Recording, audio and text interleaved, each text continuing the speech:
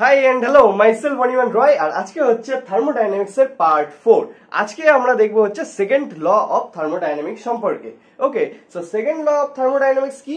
Second law of thermodynamics এর কোনো নির্দিষ্ট স্টেটমেন্ট নেই। ওকে, কোনো নির্দিষ্ট স্টেটমেন্ট নেই। এটা কি একটা নেচারের ল। কোন প্রসেস হবে কোন প্রসেস হবে না সেটা কে ডিসাইড করে? নেচার ডিসাইড করে, রাইট? তো সেই লটাকে বোঝার এবং বোঝানোর চেষ্টা আমরা কি দিয়ে করি? সেকেন্ড ল অফ থার্মোডাইনামিক্স দিয়ে করি। Okay, so second law of thermodynamics এর কোনো স্টেটমেন্ট থাকে না। বইয়ের মধ্যে অনেক কটা স্টেটমেন্ট দেওয়া, যেমন ক্লসিয়াসের স্টেটমেন্ট, তারপরে ক্যালভিন প্লাঙ্কের স্টেটমেন্ট। ওকে, বিভিন্ন বিজ্ঞানী বিভিন্ন ধরনের স্টেটমেন্ট দিয়েছেন এই বিষয়ে, ঠিক আছে? যেমন কি ক্লসিয়াসের স্টেটমেন্ট কি?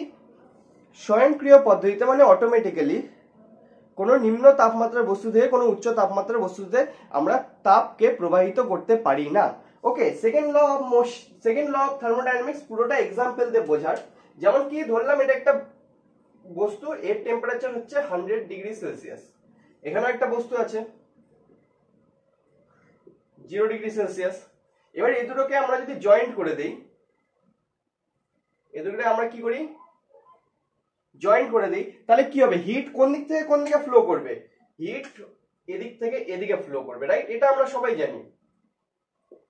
তো হিট ফ্লো করার পরে কি হবে? টেম্পারেচার দুই দিকে সমান চলে আসবে, রাইট?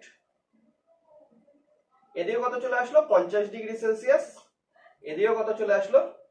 50 degree Celsius. ওকে, কিন্তু এইবার কি হিট এদিক থেকে এদিকে ফ্লো করতে পারবে? অ্যান্সার হচ্ছে যে না, পারবে না। এবার কেন পারবে না?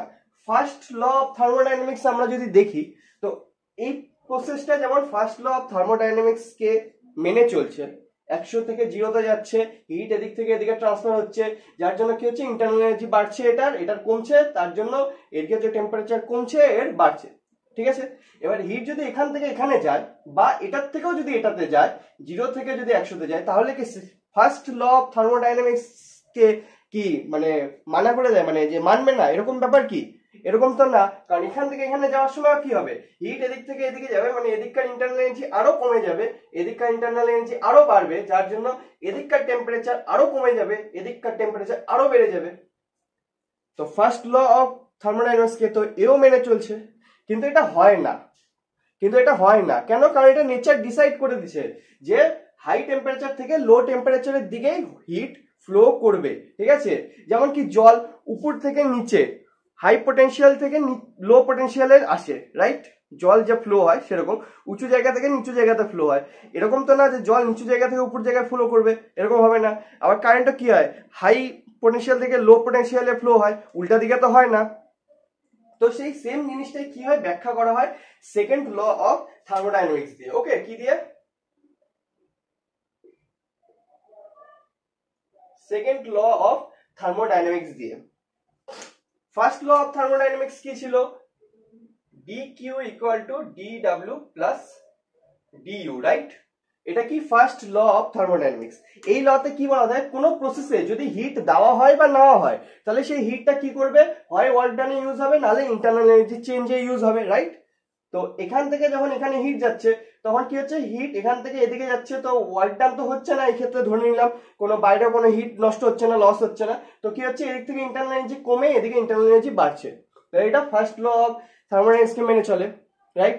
আবার এদিক থেকে যখন এদিকে হিট যাবে, সেটাও তো মেনে চলার কথা, কারণ হিট এদিক থেকে এদিকে গেল, এদিককার ইন্টারনাল এনার্জি আরো কমলো, এদিককারটা আরো বাড়লো। তো ফার্স্ট ল অফ থার্মোডাইনামিক্সকে তো মেনে চলার কথা, কিন্তু মানে না, মানে কিন্তু ওটা হয় না, আসলে প্রসেসটা হয় না। মেনে চলার তো কথা, কিন্তু প্রসেসটা হয় না। কেন? কারণ এটা নেচার ডিসাইড করে দিচ্ছে যে কোন প্রক্রিয়াটা অটোমেটিকলি হবে, কোন প্রক্রিয়াটা হবে না। যদি এখান থেকে এখানে হিট নিয়ে যেতে হয় আমাদেরকে, তাহলে আমাদেরকে নিজের থেকে বাইরে থেকে এক্সটার্নাল কিছু একটা করতে হবে, ওয়ার্ক করতে হবে, যার জন্য হিট এদিক থেকে এদিকে যেতে পারে, ঠিক আছে? তো এখানে দুটো টাইপ আসে প্রসেসের, এক স্পন্টিনিউয়াস, দুই নন স্পন্টিনিউয়াস।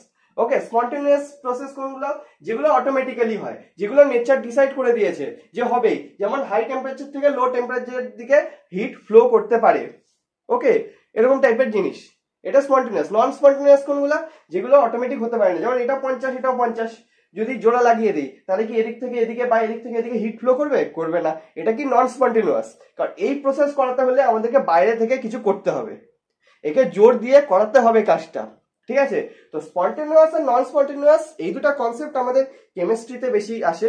ওকে, ফিজিক্সের ক্ষেত্রে আমরা একটা বিশেষ ধর্ম দেখব এই সিস্টেমটার বা যে কোনো সিস্টেমের, সেটা হচ্ছে এনট্রপি। ওকে, এটা কেমিস্ট্রিও থাকে, তবে ফিজিক্সে আমরা দেখব হচ্ছে এনট্রপি।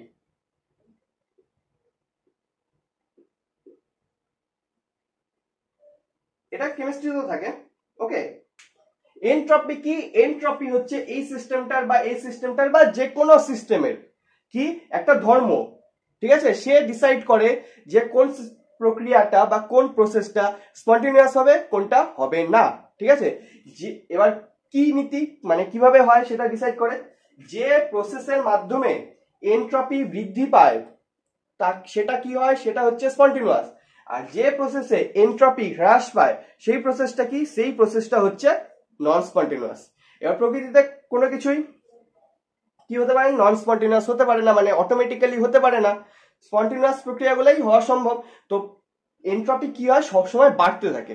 এনট্রপি কি হয়, সবসময় বাড়তে থাকে। তাই এনট্রপিকে অনেক সময় টাইমের দিক নির্দেশক হিসেবেও ইউজ করা হয়। ওকে, টাইম বোঝানোর জন্য, যেমন টাইম সবসময় ফরওয়ার্ড চলতে থাকে, টাইম কখনো পিছানো যায় না, ওরকম এনট্রপিকেও কখনো পিছানো যায় না। কারণ স্পন্টেনিয়াস প্রক্রিয়া এমন প্রক্রিয়া যেগুলো অটোমেটিক্যালি হয়, আর তার জন্য কি হয়, এনট্রপি বৃদ্ধি পায়। এনট্রপি কি হয়, বৃদ্ধি পায়, ঠিক আছে। তো যে প্রসেসের মাধ্যমে এনট্রপি বৃদ্ধি পাবে সেটা কি হবে, স্পন্টেনিয়াস। যে প্রসেসের মাধ্যমে এনট্রপি কমবে সেই প্রসেস হবে নন স্পন্টেনিয়াস। ওকে, এবার অটোমেটিক্যালি হওয়া সম্ভব তো স্পন্টেনিয়াসেরই, তো এনট্রপি সবসময় বৃদ্ধি পায়, ঠিক আছে। তো সেকেন্ড ল, যে অনেক ধরনের স্টেটমেন্ট আছে তার মধ্যে একটা কি, ক্লসিয়াসের স্টেটমেন্ট। সেটা কি, নিম্ন তাপমাত্রা থেকে উচ্চ তাপমাত্রাতে হিটকে প্রবাহ করা যায় না, মানে তাপকে সঞ্চালিত করা যায় না অটোমেটিক্যালি। ওকে, এবার যদি আমরা কোনো যন্ত্র লাগাই তাহলে এখান থেকে এখানে আমি পার করতে পারি, সেটা আলাদা কথা, কিন্তু অটোমেটিক্যালি স্পন্টেনিয়াস প্রসেস হতে পারে না। তারপরে কি থাকে, ক্যালভিন প্ল্যাঙ্কের সূত্র স্টেটমেন্ট। ওকে, ক্যালভিন প্ল্যাঙ্কের স্টেটমেন্ট কি বলে, সেটাও সেকেন্ড ল এরই একটা স্টেটমেন্ট। সেটা কি, কিছু পরিমাণ, একটা নির্দিষ্ট পরিমাণ হিটকে আমরা 100% ওয়ার্কে কনভার্ট করতে পারি না, ঠিক আছে। এটা হিট, এতটা পরিমাণ হিটকে আমরা 100% ওয়ার্কে 100% ওয়ার্কে ইউজ করতে পারি না। কিছু না কিছু পরিমাণ হিট সবসময় কি হয়, লস হয়, অন্য কাজে ইউজ হয়ে যায়, ঠিক আছে। তো ওখান থেকে কি দেখবো আমরা, হিট ইঞ্জিন সম্পর্কে যখন আমরা দেখবো সেই সময় এই জিনিসটা আমরা আরো ভালো করে বুঝবো, ঠিক আছে। তো সেকেন্ড ল অফ থার্মোডাইনামিক্স কি, একটা ন্যাচারাল ল, যেই ল ডিসাইড করে যে কোন প্রসেসটা হবে, কোন প্রসেসটা হবে না, কোনটা হওয়া সম্ভব, কোনটা হওয়া সম্ভব না অটোমেটিক্যালি। ওকে, স্পন্টেনিয়াস ভাবে। সেখান থেকে কি কনসেপ্ট আসে, এনট্রপি, যে প্রসেসে এনট্রপি বৃদ্ধি পায় সেই প্রসেসটা কি হয়, স্পন্টেনিয়াস হয়। যেটাতে হ্রাস পাবে সেটা নন স্পন্টেনিয়াস, মানে সেটা হওয়া সম্ভব না। ওকে, তো গোটা ইউনিভার্সকে যদি আমরা একটা সিস্টেম হিসেবে ধরি তাহলে আমরা বলতে পারি যে গোটা ইউনিভার্সের এনট্রপি টাইমের সাথে বৃদ্ধি পাচ্ছে, বেড়েই যাচ্ছে, ওটা কখনো কমবে না। কারণ নেচারে কি হয়, স্পন্টেনিয়াসই তো হয়, নন স্পন্টেনিয়াস তো হওয়া সম্ভব না, তাই না। তো স্পন্টেনিয়াস প্রসেস হয় তো এনট্রপি সবসময় বৃদ্ধি পেতে থাকে। টাইমও যেমন ফরওয়ার্ড চলতেই থাকে, ওরকমই এনট্রপি কি হয়, ধীরে ধীরে বৃদ্ধি পেতেই থাকে, ঠিক আছে। সেজন্য এনট্রপিকে টাইমের দিক নির্দেশক হিসেবে দেখানো হয়। তো ফার্স্ট ল অফ থার্মোডাইনামিক্স আমাদেরকে কি বলে, যে কোনো যদি প্রসেস হয় সেই প্রসেসে হিট কিভাবে ইউজ হবে, মানে নিয়ম বলে দেয় যে হিট দিলাম এতটা বা হিট নিয়ে নিলাম এতটা, কিভাবে ওয়ার্ক ডান হবে না ইন্টারনাল এনার্জিতে ইউজ হবে, সেরকম তো নিয়ম বলে দিল। কিন্তু এটা কখনোই বলতে পারি না যে কোন প্রসেসটা হবে কি কোন প্রসেসটা হবে না। আমি তোমাকে নিয়ম বলে দিলাম যে এটা এরকম এরকম করে হবে যদি হয়, কিন্তু এটা বলিনি কখন হবে কখন হবে না। তো second law of motion, second law of thermodynamics আমাদের কি বলে, কখন হবে কখন হবে না। ফার্স্ট ল অফ থার্মোডাইনামিক্স কি বলে, হলে পারে কেমন কেমন করে হবে। আর জিরোথ ল কি বলে, কি জন্য হয়, টেম্পারেচারের জন্য, রাইট। জিরোথ ল কি বলে, টেম্পারেচার। তো জিরোথ ল টেম্পারেচারের কথা বলে। ফার্স্ট ল কি বলে, টেম্পারেচার কিভাবে ইউজ করা হয়, মানে কিভাবে ডিস্ট্রিবিউট হয়, শক্তি সংরক্ষণ সূত্র এক টাইপের, এটা এতটা মানে হিট দিলাম ওয়ার্কটা নিয়ে ইউজ হবে নাহলে ইন্টারনাল এনার্জিতে। আর সেকেন্ড ল কি বলে, এনট্রপির কথা বলে, ঠিক আছে। তো এই হচ্ছে সেকেন্ড ল। এবার সেকেন্ড ল কি ইউজ করে আমরা হিট ইঞ্জিন তৈরি করতে পারি। হিট ইঞ্জিন কি জিনিস, হিট ইঞ্জিন হচ্ছে এমন একটা জিনিস যে ইঞ্জিনের সাহায্যে আমরা হিটকে ওয়ার্কে কনভার্ট করতে পারি, ঠিক আছে, হিটকে ওয়ার্কে কনভার্ট করতে পারি। আবার তারই উল্টো থাকে হচ্ছে রেফ্রিজারেটর, যার সাহায্যে আমরা ওয়ার্ক দিয়ে হিট তৈরি করতে পারি, ঠিক আছে, ওয়ার্ক দিয়ে হিট তৈরি করতে পারি। কিন্তু দুটো যে মানে পরস্পরের বিপরীত জিনিস পরস্পরের বিপরীত কাজে ইউজ হয় এরকম না, দুটো দুই কাজে ইউজ হয়। ওকে, তো হিট ইঞ্জিন দেখবো, রাইট।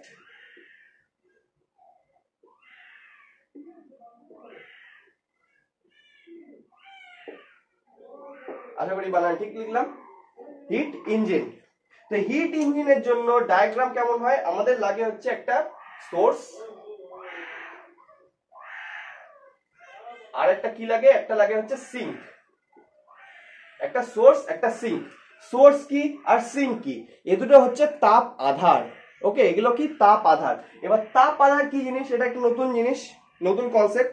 তাপ আধার হচ্ছে এমন এক ধরনের তাপীয় সংস্থা বা ব্যবস্থা বলা যেতে পারে যার তাপ ধরে রাখার ক্ষমতা, মানে তাপের ক্যাপাসিটি, হিট ক্যাপাসিটি কি ইনফাইনাইট। ওকে, মানে এইটার থেকে বা এটার থেকে আমি যদি কিছু পরিমাণ হিট বের করে নেই বা কিছুটা পরিমাণ হিট দেই একে, তাহলে এর টেম্পারেচারে কি হবে, কোনো চেঞ্জ হবে না।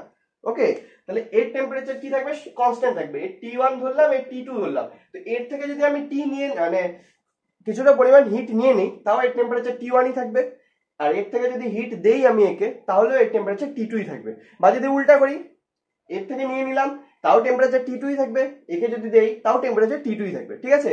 তো তাপ আধার কি জিনিস, এমন একটা সংস্থা যার কি থাকে, টেম্পারেচার সবসময় কনস্ট্যান্ট থাকে, ঠিক আছে। কিছুটা পরিমাণ আমি তাপ নিয়ে নিলাম বা তাপ দিয়ে দিলাম, তাও কি হবে, তার টেম্পারেচারে কোনো চেঞ্জ হবে না, ঠিক আছে। এরপর কি থাকে, মাঝখানে ইঞ্জিনটা থাকে। এবার ইঞ্জিনটা কি করে, এখান থেকে তাপ নেয়, কতটা পরিমাণ ধরলাম Q1 পরিমাণ তাপ নিল, তারপরে কি করবে, ওয়ার্ক করবে। এদিকে দেই, এদিকে তো জায়গা কম, কি করবে, ওয়ার্ক করবে। তারপরে কি করবে, কিছুটা পরিমাণ হিট এদিকে ট্রান্সফার করে দিবে, ঠিক আছে। তাহলে ওয়ার্ক কতটা করলো, Q1 মাইনাস Q2 পরিমাণ, রাইট, Q1 মাইনাস Q2 পরিমাণ। বা এরকম বলা যেতে পারে Q1 থেকে ওয়ার্ক ডানও হলো, Q2 ও হলো, তাহলে Q1 ইকুয়াল টু কি হবে, work done plus Q2, right, এরকমও বলা যেতে পারে। তো সোর্স থেকে আমরা হিট নিলাম Q1 পরিমাণ, যার থেকে ওয়ার্ক ডান হলো W, আর সিঙ্কে হিট কতটা দিল, Q2 পরিমাণ। ওকে, Q2 পরিমাণ, তাহলে ওয়ার্ক ডান কতটা হলো, Q1 minus Q2, right, Q1 minus Q2। এখান থেকে কি আসে, এখান থেকে আসে হচ্ছে এই হিট ইঞ্জিনের এফিসিয়েন্সি, ঠিক আছে, হিট ইঞ্জিনের এফিসিয়েন্সি, যেটাকে আমরা রিপ্রেজেন্ট করি ইটা দিয়ে, ইকুয়াল টু কি হয়, যতটা পরিমাণ ওয়ার্ক ডান করলো বাই যতটা পরিমাণ হিট আমরা দিয়েছিলাম, যতটা পরিমাণ হিট আমরা দিয়েছিলাম। এখান থেকে কি আসলো, W equal to Q1 minus Q2 by Q1 equal to 1 minus Q2 by Q1। এবার যদি এটাকে 100 দিয়ে গুণ করে দিই তাহলে কি চলে আসবে, পার্সেন্টেজে চলে আসবে, নাহলে ফ্র্যাকশনে থাকলো। তো এইখান থেকে দেখে আমরা কি বলতে পারি, যে কোনো হিট ইঞ্জিনেরই এফিসিয়েন্সি 100% হতে পারে না, এফিসিয়েন্সি ফ্র্যাকশনে 1 হতে পারে না। কেন, কারণ একের থেকে সবসময় কিছু বাদ যাচ্ছে, Q2 বাই Q1 বাদ যাচ্ছে।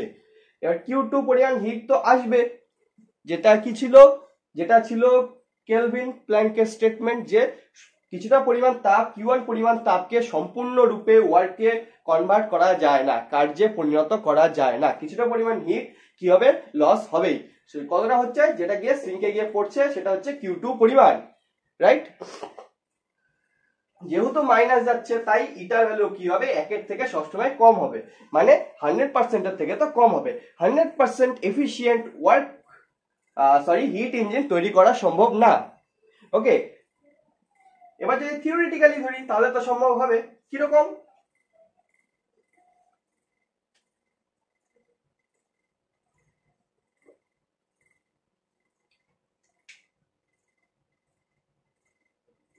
এখান থেকে কি আসছিল, W equal to Q1 minus Q2, right.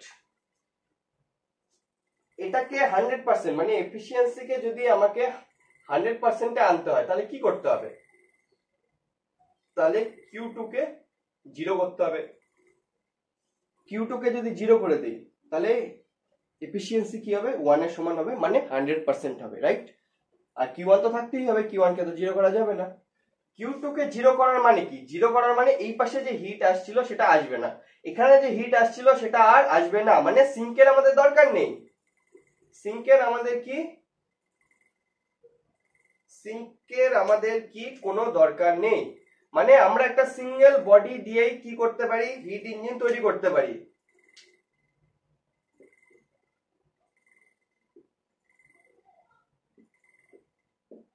আমরা কি একটা সিঙ্গেল বডি দিয়েই, সিঙ্কের আমাদের দরকারই নেই, এই পাশে হিট আসছেই না, সিঙ্কের প্রয়োজনই নেই, শুধুমাত্র সোর্স দিয়েই আমরা কি করতে পারি, হিট ইঞ্জিন তৈরি করতে পারি, মানে ওয়ার্ক, মানে কিছুটা পরিমাণ তাপ নিয়ে সেটাকে ওয়ার্কে কনভার্ট করতে পারি, রাইট?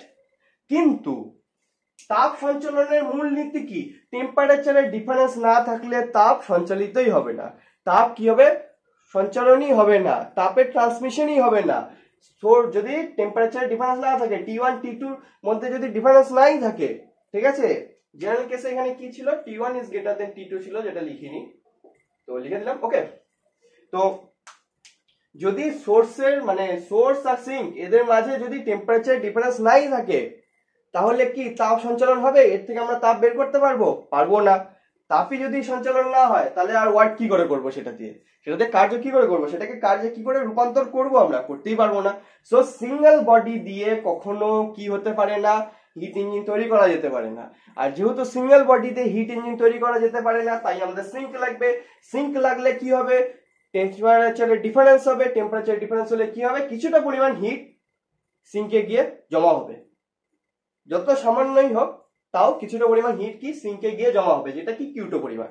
এবার Q2 এর যদি ভ্যালু থাকে একটা নির্দিষ্ট, যদি নট ইকুয়াল টু 0 হয়, মানে গ্রেটার দেন 0 হয়, তাহলে এখানে এফিসিয়েন্সি কখনো 100% হতে পারে না।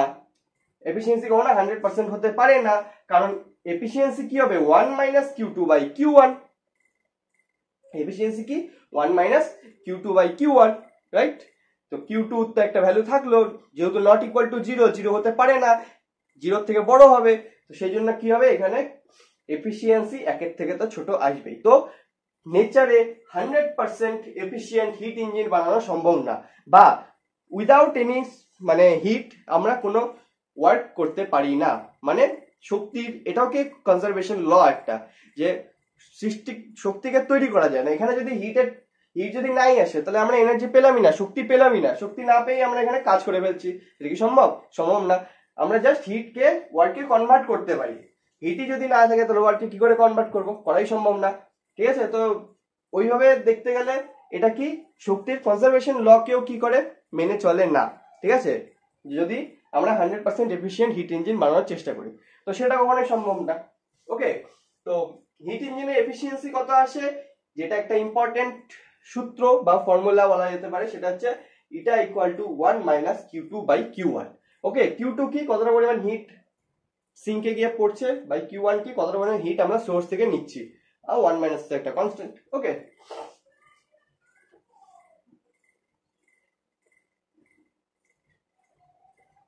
আর এটারই উল্টা কি থাকে, এটারই উল্টা থাকে হচ্ছে রেফ্রিজারেটর। ওকে, যেটা আমরা বাড়িতে ফ্রিজ হিসেবে ইউজ করি, বা এসিও যে কনসেপ্টে চলে, সেই সেম জিনিসটা, ঠিক আছে, কি রেফ্রিজারেটর। সেক্ষেত্রে কি থাকে, আমাদের কাছে একটা সোর্স থাকে,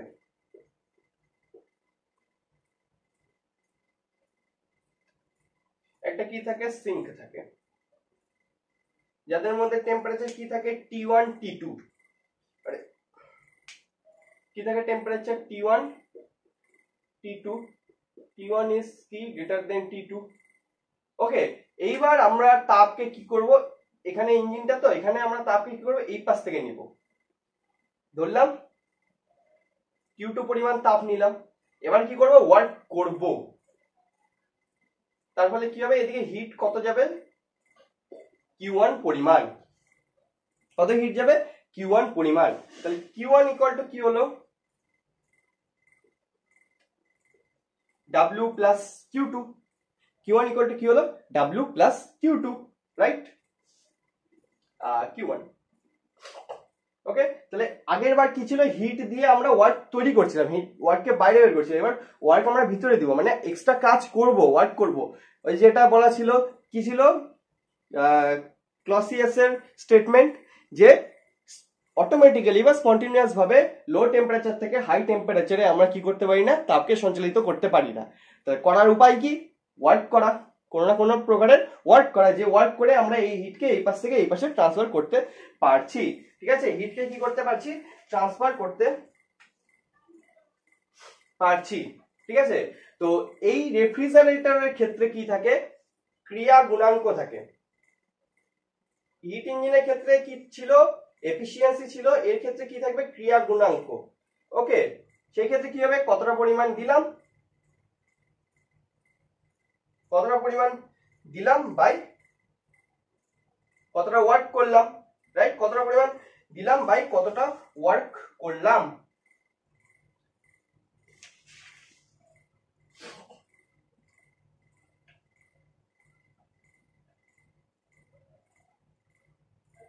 হ্যাঁ, সরি, পড়ে গেছিল পেন। তো ক্রিয়া গুণাঙ্ক ইকুয়াল টু কি, W2 বাই W1। ঠিক আছে, W2 সরি Q2 হিটটা যে আসলো তার সাথে ওয়ার্ক করলাম, কতটা দিলাম কতটা ওয়ার্ক করলাম, সেটা কি, সেটার অনুপাত হচ্ছে ক্রিয়া গুণাঙ্ক। তাহলে Q2 বাই, এখান থেকে W কত আসবে, এখান থেকে W কত আসবে, W ইকুয়াল টু চলে আসবে Q1 minus Q2, Q1 minus Q2। তো এটা কি, এটা ভ্যালু আসবে হচ্ছে ক্রিয়া গুণাঙ্কের। তো হিট ইঞ্জিনের যা কনসেপ্ট, সেই সেম কনসেপ্টই এখানেও ইউজ হয়, সেই সেম কনসেপ্টই এখানে ইউজ হয়, জাস্ট উল্টা কাজ। হিট ইঞ্জিনের ক্ষেত্রে কি ছিল, হাই টেম্পারেচার থেকে লো টেম্পারেচারে হিট যাচ্ছিল, তখন কি মাঝখান থেকে আমরা ওয়ার্ককে বের করে নিচ্ছিলাম। এবার কি হবে, রেফ্রিজারেটরের ক্ষেত্রে লো টেম্পারেচার থেকে হাই টেম্পারেচার থেকে টেম্পারেচার হিট যাবে কেমন করে, ওয়ার্ক করে, ওয়ার্ক করলাম। ঠিক আছে, ওয়ার্ক করার ফলে কি হলো, লো থেকে হাইতে হিট গেল। তাহলে এটাকে ইউজ করা হয় কখন, ধরলাম এটা একটা বস্তু, ঠিক আছে, সিঙ্ক একটা বস্তু, এই টেম্পারেচার কি, আশেপাশের টেম্পারেচার থেকে লো, তাহলে এই কি করবে, আশেপাশ থেকে টেম্পারেচার গ্রহণ, মানে হিট গ্রহণ করবে, রাইট।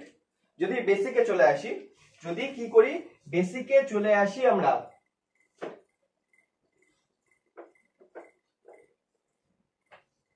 ধরলাম এটা একটা বস্তু, এবার এর টেম্পারেচার কত, এর টেম্পারেচার ধরলাম 20 ডিগ্রি বাইরের টেম্পারেচার, আর এর টেম্পারেচার ধরলাম 10 ডিগ্রি। ঠিক আছে, তাহলে তাপীয় সাম্য বজায় রাখার জন্য কি করবে, হিট নিবে, রাইট। তো তারপর কি হবে, ধীরে ধীরে এরও 15 হয়ে যাবে, বা এরও 15, বা এটা থেকে আমরা যদি তাপ আধার ধরি, বায়ুমণ্ডলে এক ধরনের কি থাকে, তাপ আধার থাকে, এটা 20 হবে, এটা কি হয়ে যাবে 20 ডিগ্রি সেলসিয়াস হয়ে যাবে, রাইট, হয়ে গেল। কিন্তু আমাদেরকে তো জিনিসটাকে ঠান্ডা রাখতে হবে, রেফ্রিজারেটরের কাজ কি, জিনিসকে ঠান্ডা রাখা, রাইট।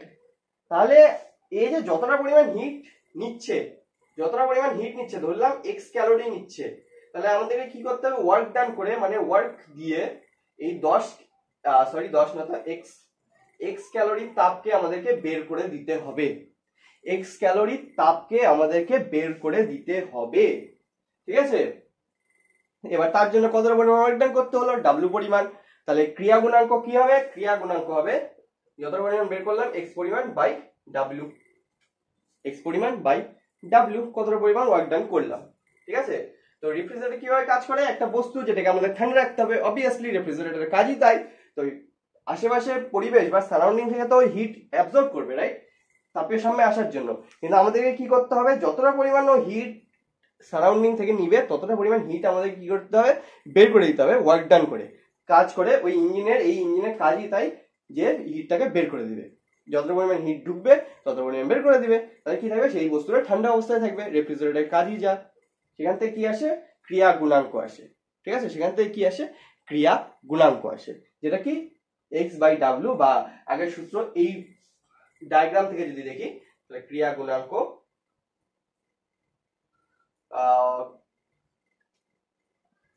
কি আসবে, Q2 by Q1 minus Q2। ওকে, এটা হলো রেফ্রিজারেটরের ক্রিয়া গুণাঙ্ক। এবার রেফ্রিজারেটরের ক্ষেত্রেও আমরা আদর্শ রেফ্রিজারেটর বানাতে পারি না। কেন, কারণ আদর্শ রেফ্রিজারেটরের ক্ষেত্রে কি হতে হবে, ক্রিয়া গুণাঙ্ককে ইনফাইনাইট হতে হবে, রাইট। ক্রিয়া গুণাঙ্ক কি হতে হবে, ইনফাইনাইট হতে হবে, মানে উইদাউট কোনো ওয়ার্ক ডান আমরা ওকে হিট বের করে নিতে পারছি। কিন্তু সেকেন্ড ল অফ থার্মোডাইনামিক্স কি বলে, ওটা তো স্পন্টেনিয়াস না, তাই না? ক্লসিয়াসের যে স্টেটমেন্ট সেটা কি বলে, লো টেম্পারেচার থেকে হাই টেম্পারেচারে আমরা তাপকে স্পন্টেনিয়াসলি নিয়ে যেতে পারি না, রাইট? স্পন্টেনিয়াসলি নিয়ে যেতে পারি না, সেই ক্ষেত্রে ওয়ার্ক করতেই হবে। তো ওয়ার্ক যেহেতু করতেই হবে, তাহলে ক্রিয়া গুণাঙ্ক কি আসবে, একের থেকে তো কমই আসবে। ক্রিয়া গুণাঙ্ক কি আসবে, একের থেকে তো কমই আসবে, তাই না? তো সেই জন্য কি হয়, আদর্শ হিমায়ক বা রেফ্রিজারেটরও তৈরি করা সম্ভব হয় না, ঠিক আছে? আদর্শ হিমায়ক বা রেফ্রিজারেটর তৈরি করা সম্ভব হয় না, আইডিয়াল রেফ্রিজারেটর। ওকে, সো এই ছিল হচ্ছে হিট ইঞ্জিন আর রেফ্রিজারেটরের কনসেপ্ট, ঠিক আছে? সেকেন্ড ল অফ থার্মোডাইনামিক্স থেকে আসে একটা হিট ইঞ্জিন আর একটা রেফ্রিজারেটর, ঠিক আছে? তো আশা করি বোঝা গেল, আজকে সেকেন্ড ল স্টেটমেন্ট সম্পর্কে ছিল আর তার দুটো অ্যাপ্লিকেশন ছিল। ওকে, সো সিম্পলি জিনিস ছিল, আশা করি বোঝা গেল। সো আজকের জন্য এইটুকুই, বোঝা গেল, লাইক শেয়ার সাবস্ক্রাইব। সো দেখা হচ্ছে নেক্সট দিন নেক্সট সেশনে, টাটা।